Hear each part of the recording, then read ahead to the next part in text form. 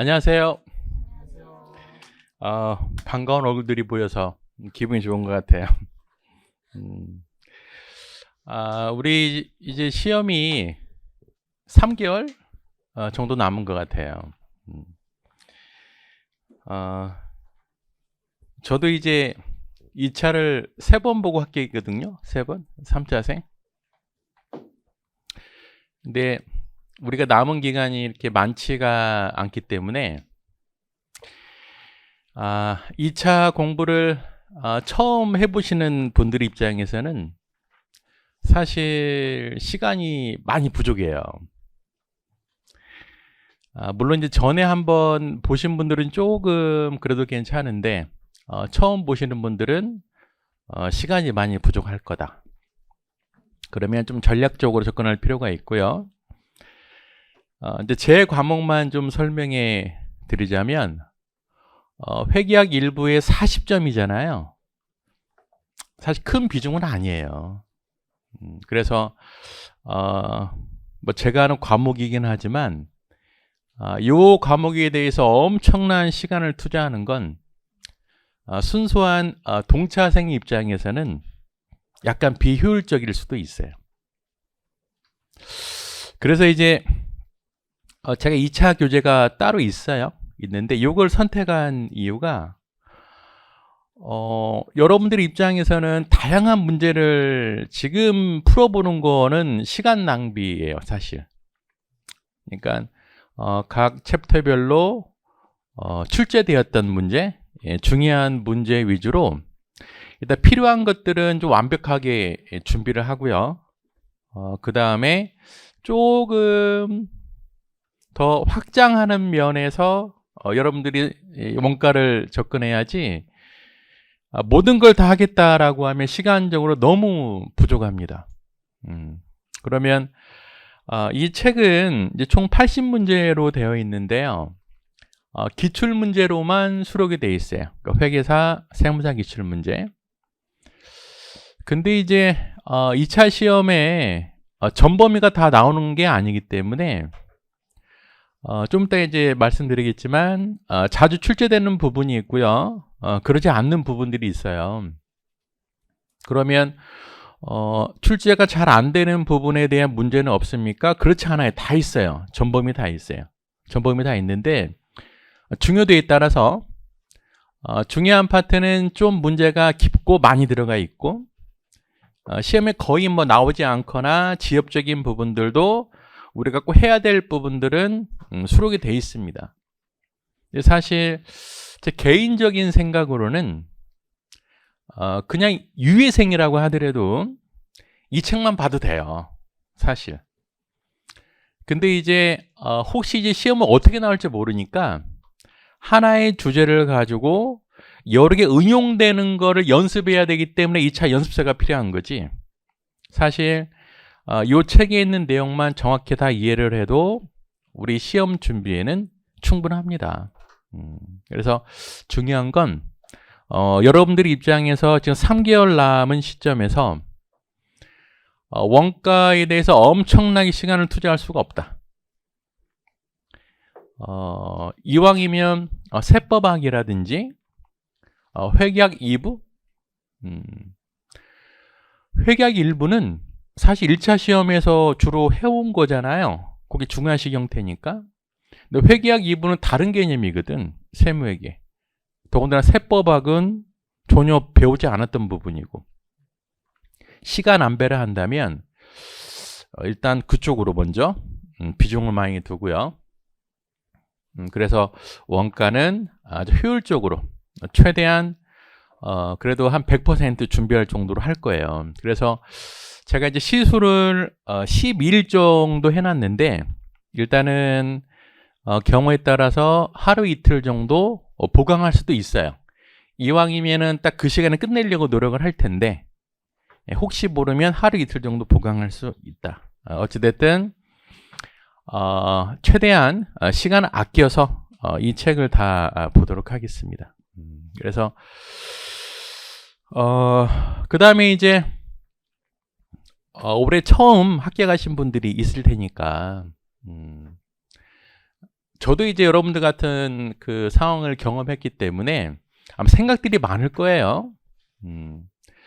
일단은 뭐 올해 그래도 합격할 수 있지 않을까 생각해서 공부하신 분도 계실 거고, 어떤 분들은 내년에 뭐 6회까지 생각해서 공부하신 분도 계실 텐데, 일단은 올해 합격하신다고 생각하시고 공부를 하세요.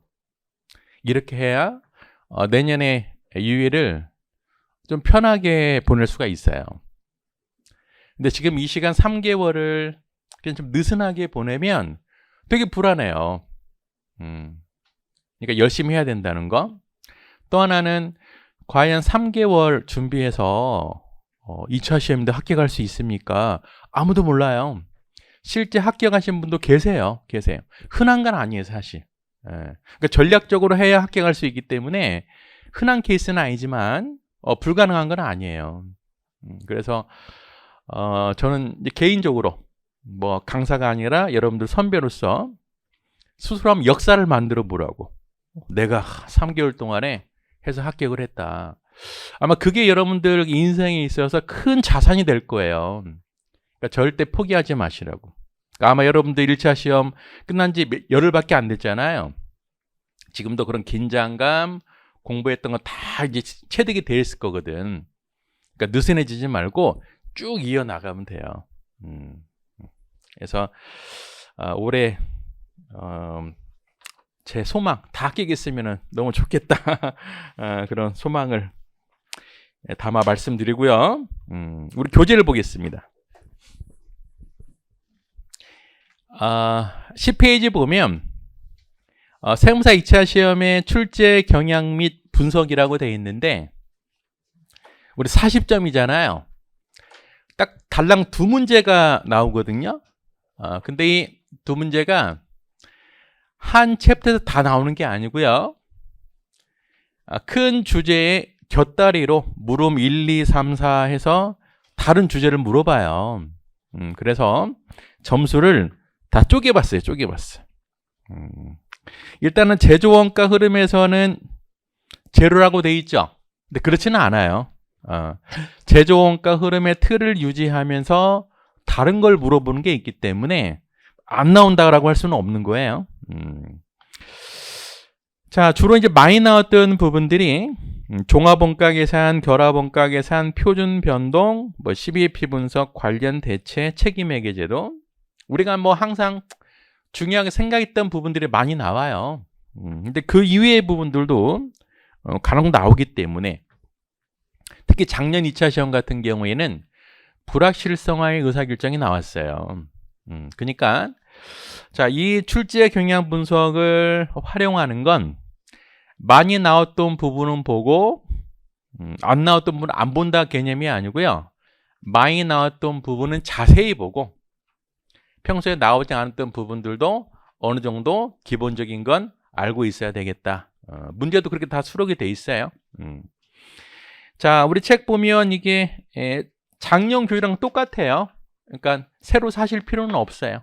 작년 교재하고 2022년까지 돼 있는데, 작년 걸 좀 업데이트를 해보면 일단 종합원가 계산 4점, 결합원가 계산 10점, 변동 6점, 관련 12점, 불확실성 의사결정 8점이에요. 다시 한번 종합 4점, 결합 10점, 변동 6점, 관련 원가 분석 12점, 불확실성의 의사결정 8점. 이렇게 출제가 되었어요. 그래서 요거는 공부하실 때 참고로 하시고요. 이제 마지막으로 제가 이제 아마 기본반 처음 할 때도 말씀드렸을 거예요. 우리가 이제 강의별로 목적이 따로 있다. 기본반에서는 객관식을 풀기 위한 기본적인 논리를 형성하는 게 기본반이고, 객관식 반은 순수하게 1차 객관식을 풀기 위한 어떤 기술적인 면도 배우는 거고요.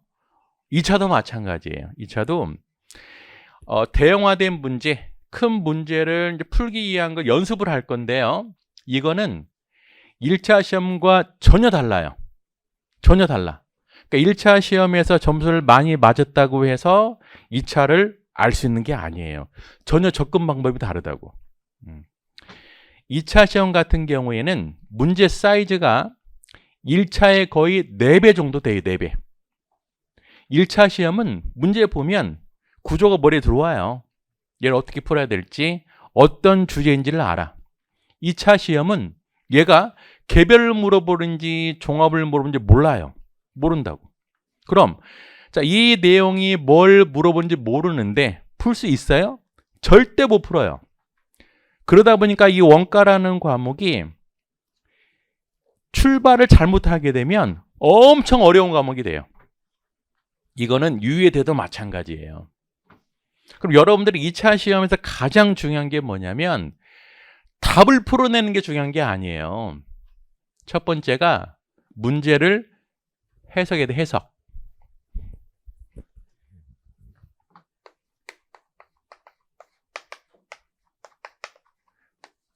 이게 가장 중요합니다.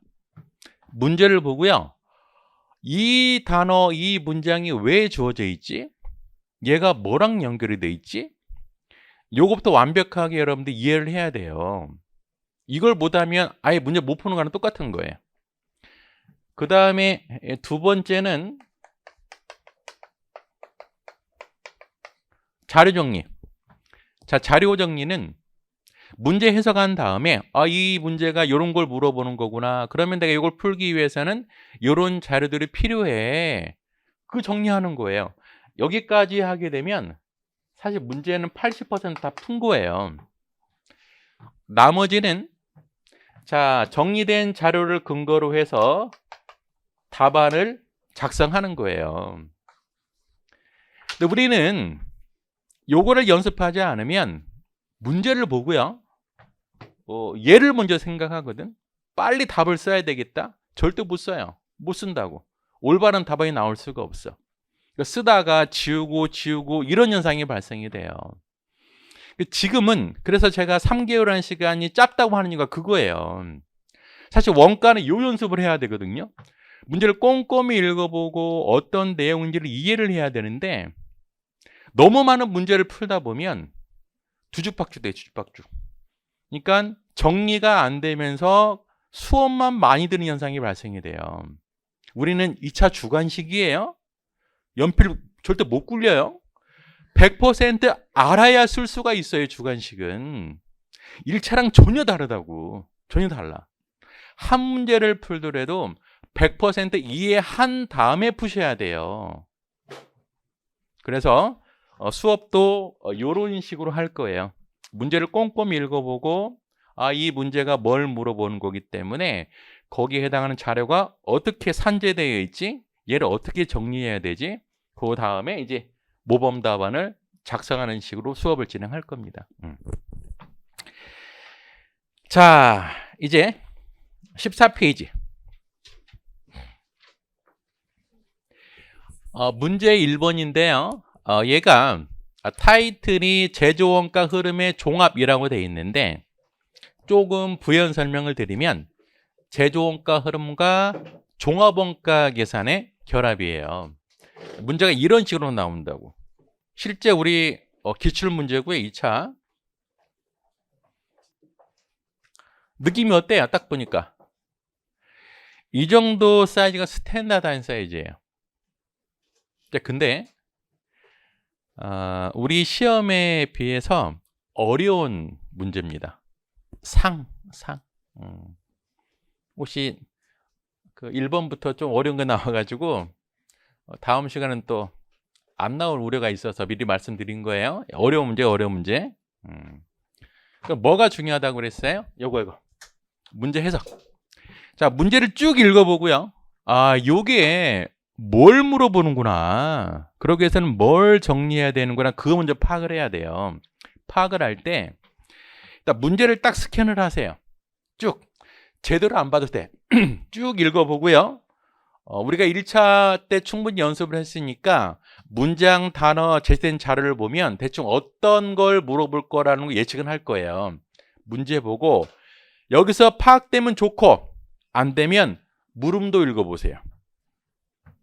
그래서 이 문제가 뭘 물어보는 거나 그거 먼저 파악을 해야 됩니다. 자, 문제 읽어보세요.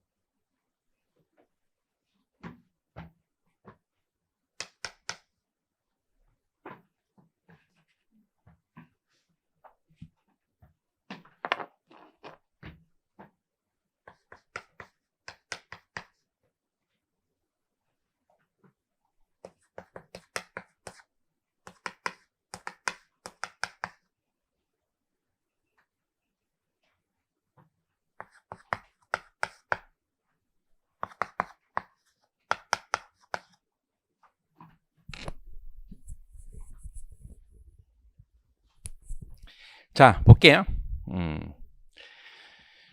한국은 생산부와 영업부로 구분되며, 그리고 이 문제는 생산부, 영업부가 있으니까 제조원가에 대해서도 나오고요, 판관비에 대해서도 나와요. 그러다 보니까 물음 3번에 보면 우리가 뭘 찾아야 돼요? 매출원가뿐만 아니고 당기 순이익도 찾아야 됩니다. 그쵸? 자, 자료 1번 보니까요, 7월 1일에 재무상태표라고 제시가 돼 있네. 뜬금없이. 일단 원가관리회계에서 재무상태표가 나오는 건 흔하진 않아요. 일단 재무상태표가 나오면 주로 어디에서 나오냐면 종합예산에서 가끔 나오긴 하거든요. 근데 다른 파트에서는 잘 안 나오는 내용인데 여기 딱 나와 있거든. 쭉 스캔해 보니까요, 성급급료, 소모품, 그 다음에 오른쪽 보니까 미지급 전기수수료 조금 신경 쓰이는 게 있죠. 근데 얘는 제가 그 1차 때도 말씀드린 것 같은 매년 나온다고 보시면 돼. 얘는 뭐냐면 현금주의를 발생주의로 전환하기 위해서 필요한 자료예요. 그 다음에 원재료, 제공품, 제품, 얘는 중요하죠. 원재료, 제품, 제공품. 왜 중요해요? 공장에서의 재고자산은 원재료, 제공품, 제품이거든. 요거는 제조원가 계산할 때 중요한 자료예요. 자, 또 하나 요구사항 보니까 물음 1번에는 재료원가 금액 구하시오. 2번은 당기제품 제조원가를 구하시오. 물음 2번은 기말 제공품을 구하시오라고 돼 있죠. 결국 큰 틀은 제조원가 흐름을 물어보는 거거든. 그러면 물음 1번하고 물음 2번을 해결하기 위해서는 요거를 채워야 됩니다. 그렇죠? 그래서 아까 말씀드린 7월 1일 날 재고자산을 다 써놨어요. 원재료, 제공품, 그 다음에 제품 이렇게 써놨고요. 급하게 생각하지 마세요. 우리는 문제 하나를 꼭꼭 우리 분석해야 돼요. 수술하듯이. 자, 자료 2번을 볼게요. 7월 1일부터 7월 31일까지 원가 계산 기간 동안의 거래 내용. 동그라미 1번 보니까요, 원재료를 580만 원만큼 구입했대요. 원재료를. 그러면 이건 많이 우리가 봤잖아요. 자, 580만 원 구입했으니까요, 원재료 계정에서 당월 구입한 원재료 집어넣으면 총 사용 가능한 원재료 계산할 수 있고 7월 말 원재료 재고만 알면 뭘 찾을 수 있어요? 제공품에 투입된 재료 원가를 찾을 수 있는 거 아니에요? 제일 밑에 보니까요. 9번 자료에 7월 31일 원재료 얼마라고 돼 있어요? 48만 원 돼 있죠. 요게 2차 문제라고. 자료가 산재돼 있어요. 딱딱 정리해서 안 주고. 그러니까 우리는 전체 구조를 알지 않으면 못 푼다고. 자, 그래서 7월 31일 날 원재료 재고를 보니까요. 48만 원이에요. 자, 그러면 얘를 찾을 수 있잖아요. 7월 달에 사용한 원재료 금액이 얼마가 돼요? 672만 원이 됩니다. 672만 원이에요. 요게 이제 재료비인데 사실 요거를 바로 쓰기도 불안하죠. 왜 불안해요? 혹시 직간접이 있을 수 있기 때문에 불안하긴 한데 우리 문제는 직간접을 구분하는 문제는 아니에요. 그래서 재료 원가 찾아냈고요. 그 다음에 뭘 찾아야 돼요? 자, 공장 발생 원가는 특별한 언급이 없는 한 세 가지가 있잖아요. 재료 원가, 그 다음에 노무 원가고요. 그 다음에 기타 제조 경비가 있어요. 얘네들도 찾아야 돼요. 추가적인 자료 볼게요. 바로 이번에 나왔네요. 급료 716만 원을 현금으로 지급을 했대요. 근데 이제 현금으로 지급했으니까 발생주의로 바꿔야 되겠죠. 그럼 관련 자산 부채 계정 보니까 급료와 관련된 자산이 뭐가 있어요? 성급 급료라고 돼 있죠. 자, 7월 1일 날 성급 급료가 24만 원 있었고요. 자, 7월 31일 날 성급 급료가 10만 원이죠. 성급 급료가 14만 원 줄어들었어요. 그럼 현금 지급에 14만 원을 가산해야 돼요? 차감해야 돼요? 자, 요거는 당연히 알고 계셔야 되죠.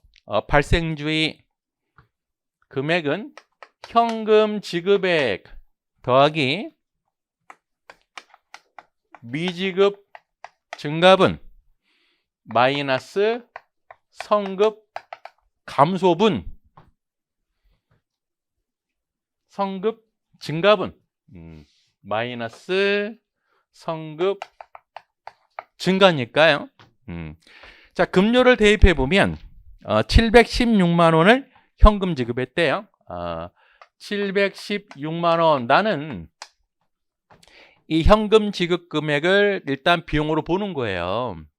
그 다음에 성급금의 증감 보니까 24만 원이 10만 원 됐으니까요. 14만 원 줄어들었죠. 자, 성급의 증가는 마이너스 해주는 거니까 성급의 감소는 더해줘야죠. 그래서 더하기 14만 원 하게 되면 발생주의 급료가 얼마가 되냐면 730만 원이에요. 자, 이거는 이제 당연히 알고 계셔야 돼요. 근데 얘가 좀 이해하기 어렵다 하시는 분들은 이제 회계 처리를 한번 해봐야 돼. 회계 처리. 이렇게 한번 해볼까요? 자, 성급 급료라고 하면 월 초과 얼마 있었어요? 24만 원이 있었고요. 월말이 10만 원이니까 얼마가 줄었어요? 14만 원 줄어든 거죠. 그럼 요거에 대해서 한번 회계 처리를 해보면 이런 거예요. 현금이 얼마가 나갔어요? 716만 원이 나왔고요. 성급이 14만 원 줄어들었으니까 성급 14만 원. 그래서 급료 발생 금액이 730만 원 되는 거죠. 이렇게 확인해 보셔도 되고. 자, 그래서 금년은 730만 원이 발생이 됐는데 이 문제는 생산부와 영업부가 둘 다 있거든. 그럼 쪼개야 되는데 거기에 대한 내용이 어디가 있냐면 바로 5번 있어. 5번. 급료의 80%는 생산부고요. 20%는 영업부래요.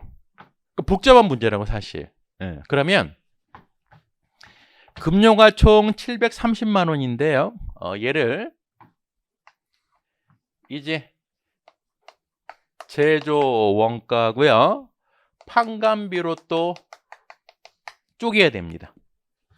730만 원을 80% 하니까 제조 원가 쪽이 얼마가 되냐면 584만 원이 되고요.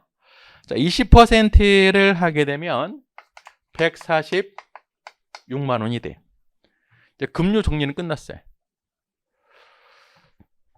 자, 그 다음에 전기 수수료 볼까요? 전기 수수료 108만 원을 현금 지급했대요. 얘도 이제 발생주의 금액을 찾아내야 돼요. 자, 현금 지급액이 108만 원이 되고요. 전기 수수료에 대한 자산 부채 기준이 뭐가 있어요? 미지급 전기 수수료라고 돼 있죠. 자, 월 초에 224만 원이 있었고요. 월말은 얼마 있어요? 36만 원이 있으니까 12만 원이 늘어난 거죠. 늘어났으면은 미지급 증가분이니까요. 더하기 12만 원 하면 되죠. 그래서 전기 수수료 발생 금액을 계산해 보니까요. 금액이 120만 원?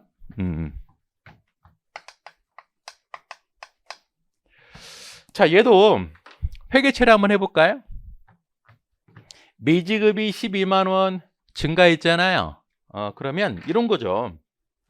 나는 현금으로 얼마 준 거예요?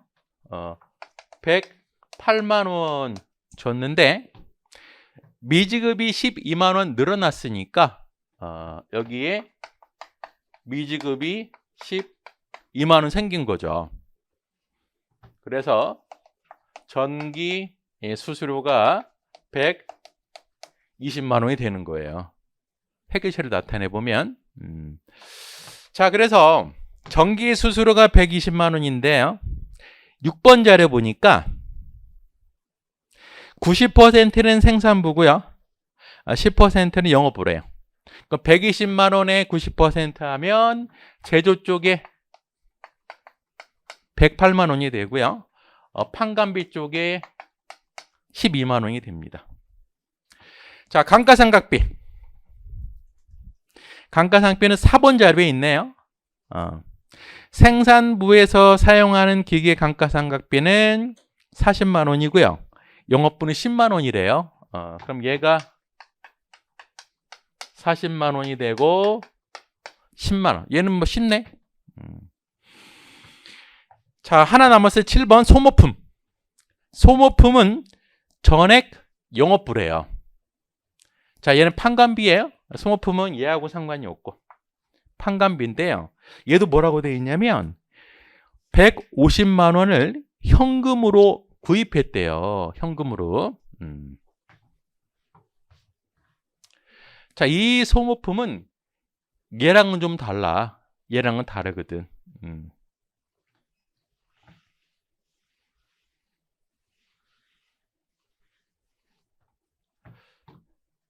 지금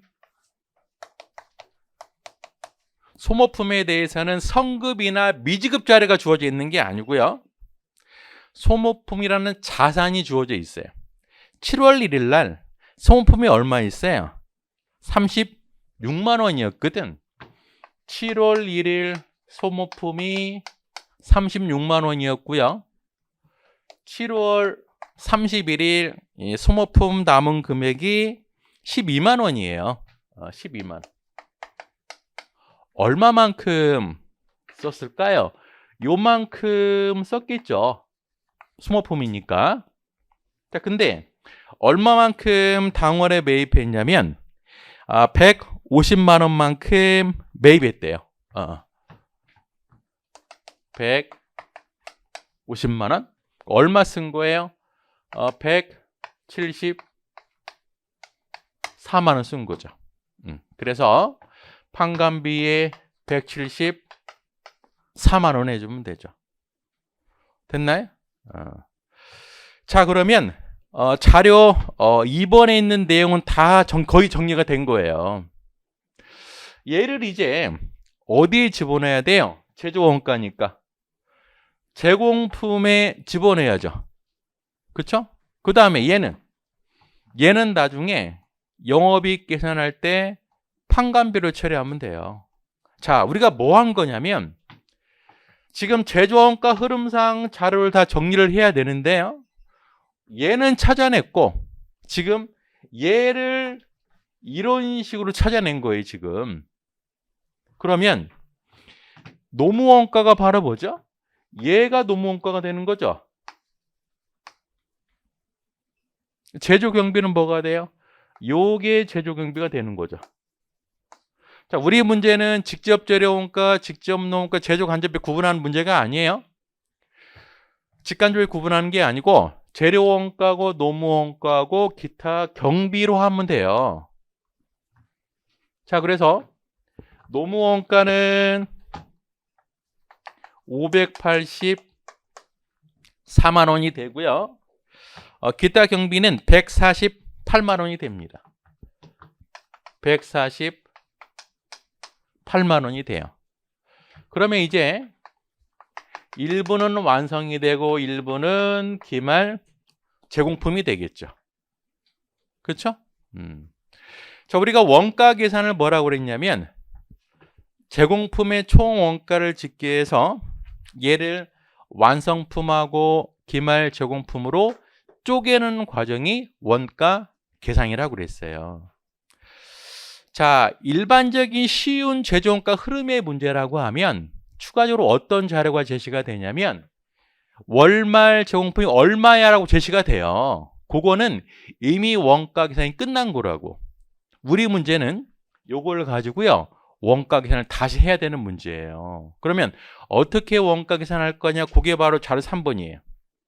3번이라고. 일단은 우리가 이제 공간이 부족하게 지울 텐데요. 요거는 정리를 해놓죠, 요거를. 자, 이 판관비 전체 금액이 342만 원이 됩니다. 자, 얘는 이제 언제 쓸 거냐면 단기 순이익 계산할 때 판관비로 집어넣을 거예요. 예. 모아놓고. 일단 요건 다 끝났으니까 지울게요.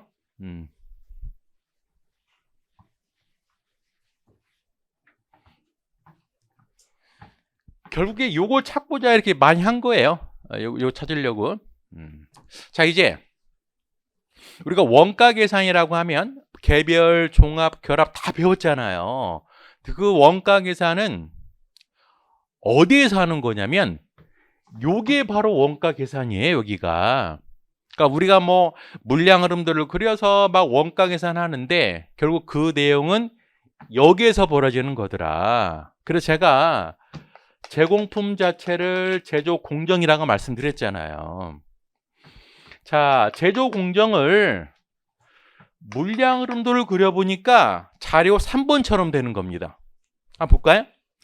자, 생산부에서는 선의선출법이고요. 종합원가 계산을 하겠대요. 그 다음에 기초제공품 수량은 500kg인데요. 재료원가 완성도는 60%, 가공원가 완성도는 40%. 좀 이상하죠? 일반적으로 재료원가는 일정 시점에 전량 투입이 되는데 이 문제는 달라요. 그리고 7월 중 생산부에 신규로 투입된 원재료는 1000kg이고요. 작업 과정 중에 공손품, 감손품은 발생하지 않는다. 기말 제공품 수량은 400kg이 되고요. 완성도가 재료원가는 40%, 가공원가는 80%래요. 일단은 물량 흐름도 그려봐야지. 자, 단기 착수량이 1000kg이 되고요. 기초가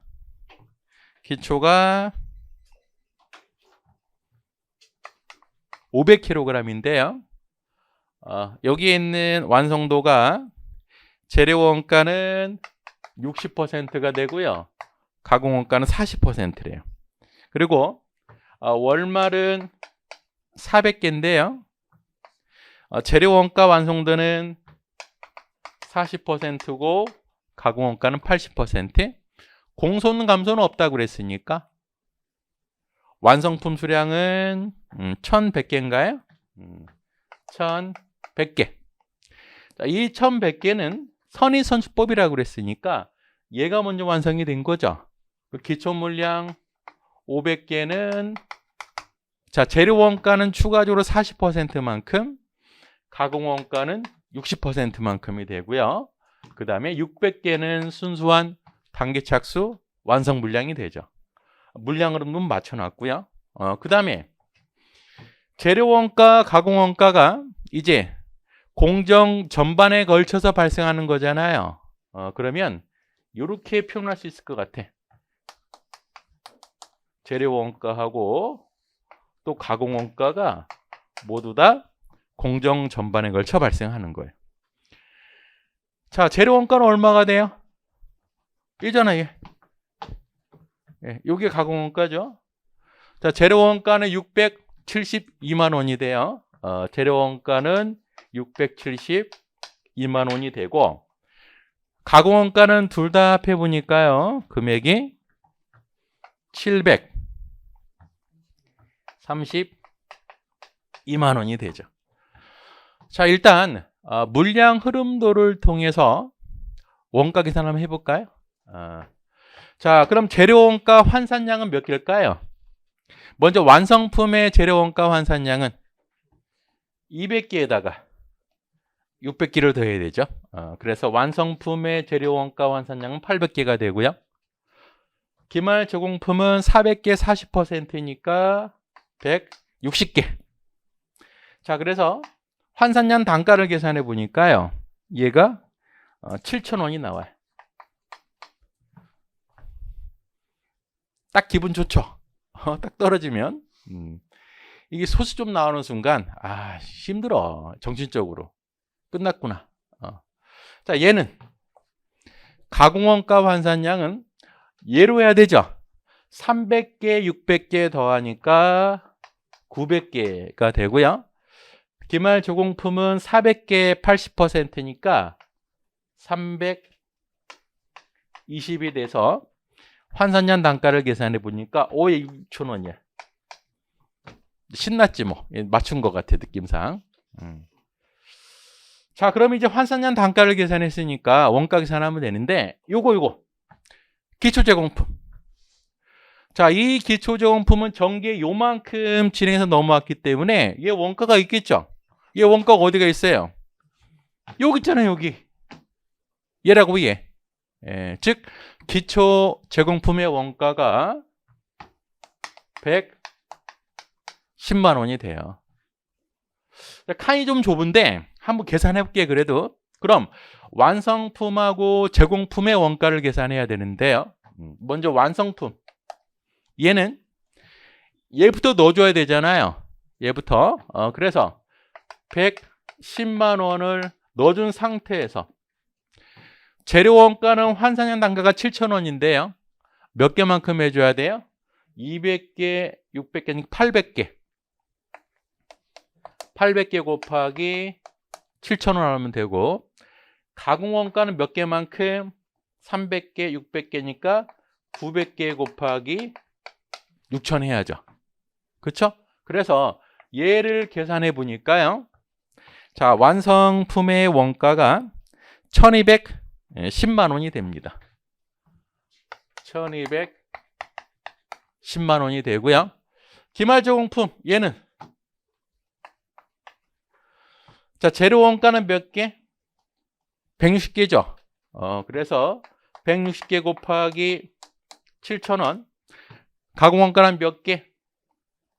320개 곱하기 6,000원 하면 되죠. 그래서 기말 제공품을 계산해 보니까요. 얘가 3040 000이 되네요.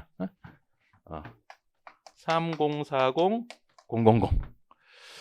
그러면 정리할 수 있잖아요. 기말 제공품은 3040 000이 되고 완성품은 1210만 원이 됩니다. 얘가 이제 대체되는 거 아니에요? 1210만 원. 자, 이제 매출 원가고 기말 제품만 계산하면 돼요. 자, 여기까지 이제 봤는데 이 문제가 조금 논란의 여지가 있어요. 약간 미스한 게 있어. 출제자가 뭘까? 우리는 문제를 다 뜯어서 하나하나 분석해야 된다고 그랬어. 그 동그라미 3번에 보면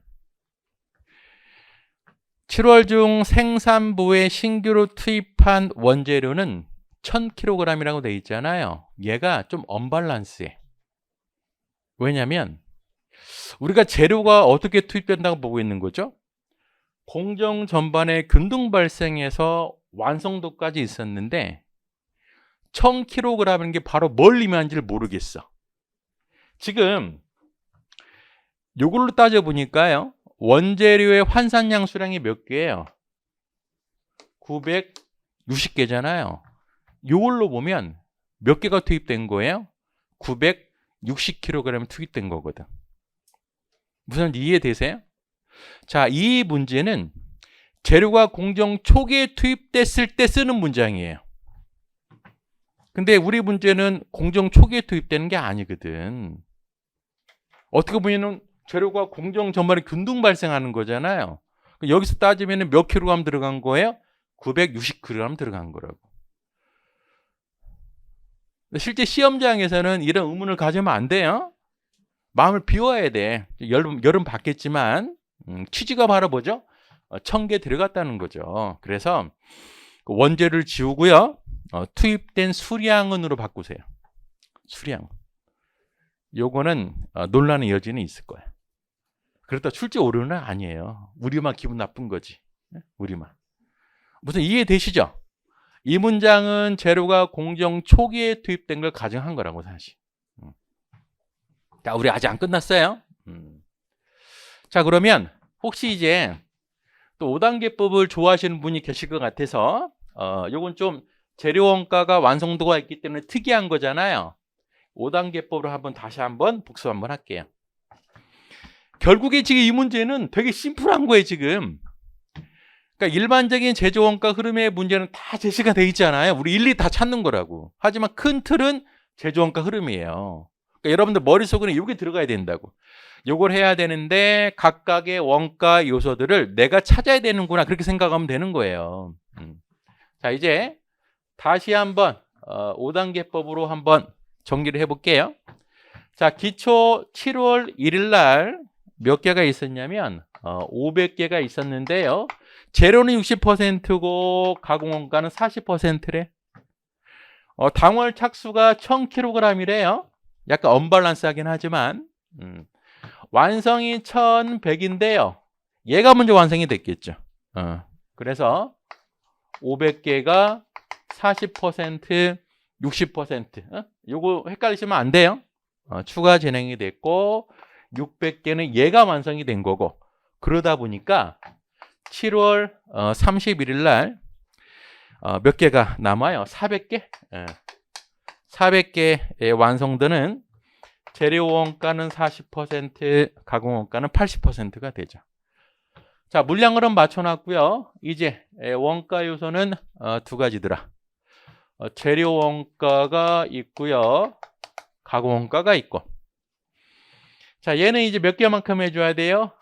200개만큼 해줘야 되고 얘는 300개만큼 해줘야 되고 단기 착수 완성 물량은 다 100%. 기말 제공품은 160개, 320개 해줘야죠.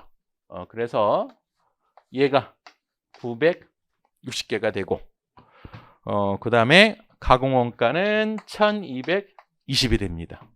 자, 단기 발생 원가, 재료 원가는 672 2만 원이 되고 가공 원가는 732만 원이 돼서 환산년 단가를 계산해 보니까요. 7,000원, 6,000원.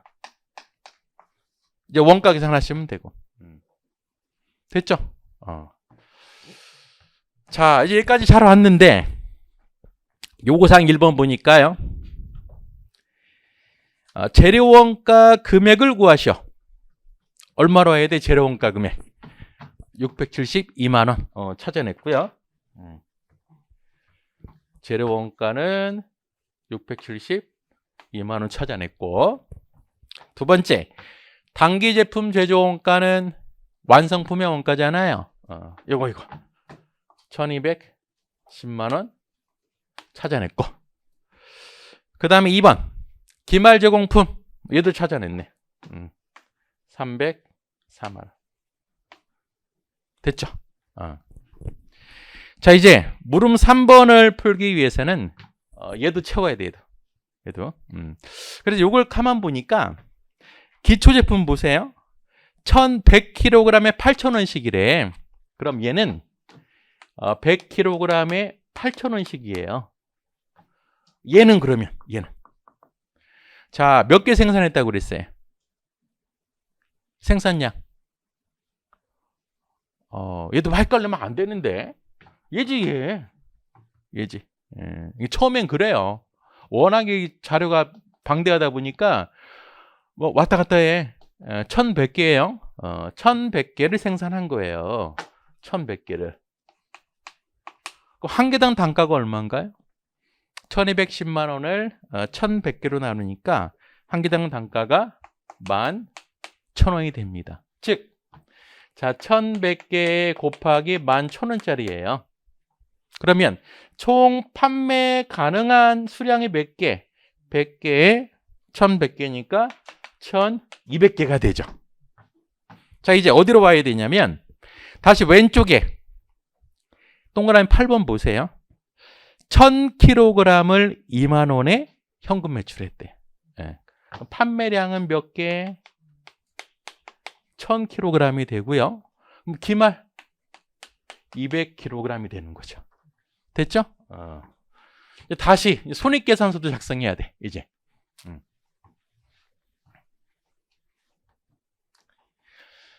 자, 선의선출법이다 보니까요. 얘는 두 가지로 쪼갤 수 있죠.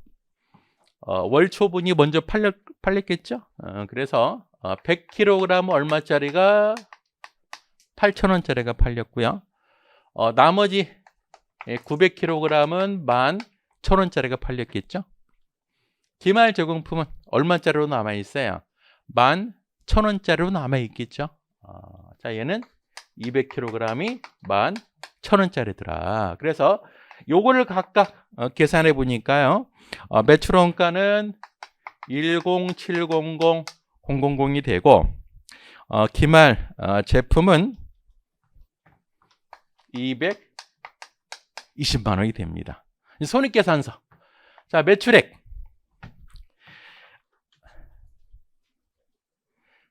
100kg, 1000kg을 2만 원을 팔았으니까요. 1000kg에 2만 원씩 합니까? 2천만 원이 되고, 자, 매출 원가는 요거죠. 그래서 1,070만 원을 빼면 이제 그로스 인컴 매출 총이익은 930만 원이 되고, 판관비가 342만 원, 342만 원 하니까, 자, 영업이익 계산해 보면은 588만 원. 이제 다 한 거죠. 자, 그럼 이 문제의 특징은 일단은 큰 틀은 제조원가 흐름이기 때문에 원가 요소를 다 일일이 계산해야 되고요. 그 다음에 일반적인 제조원가 흐름 같은 경우에는 얘가 주어지든지 얘가 주어지는데 요거를 네가 원가 계산해가지고 각각 계산해봐. 우리는 이 원가 계산을 뭘로 했어요? 종합원가 계산으로 했죠. 근데 경우에 따라서는 종합원가 계산이 아니고 개별원가 계산으로 하는 경우도 있어요. 그러니까 이 문제는 많이 나오는 문제거든. 이런 스타일은.